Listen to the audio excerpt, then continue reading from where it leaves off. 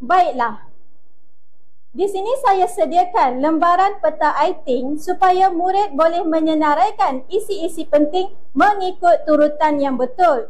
Murid-murid perlu faham bahawa sesebuah ringkasan mestilah ditulis dengan isi-isi yang betul mengikut susunan dalam petikan tersebut. Sekiranya murid menulis urutan yang salah, ringkasan tersebut dianggap salah. Baiklah.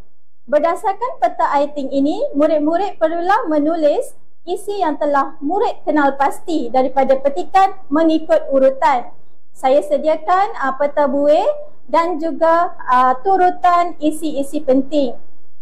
Isi yang pertama, kemudian murid perlu menulis isi yang kedua, isi yang ketiga, isi yang keempat, isi yang kelima dan isi yang keenam.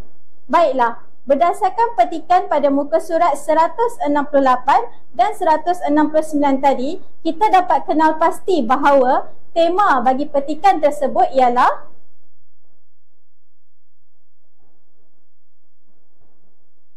Inap Desa Kampung Lonek, dan petikan tersebut telah membincangkan fokus iaitu keistimewaan yang terdapat di Kampung Lonek. Jadi, murid perlulah mengenal pasti keistimewaan yang terdapat di Kampung Lonek berdasarkan petikan.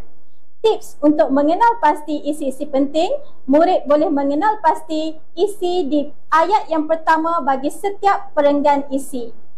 Baiklah, apabila murid sudah mengenal pasti isi-isi tersebut, maka murid boleh senaraikan isi-isi tersebut dalam lembaran peta iThink ini.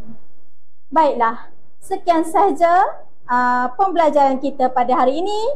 Kita akan jumpa lagi pada video yang seterusnya. Sekian, terima kasih.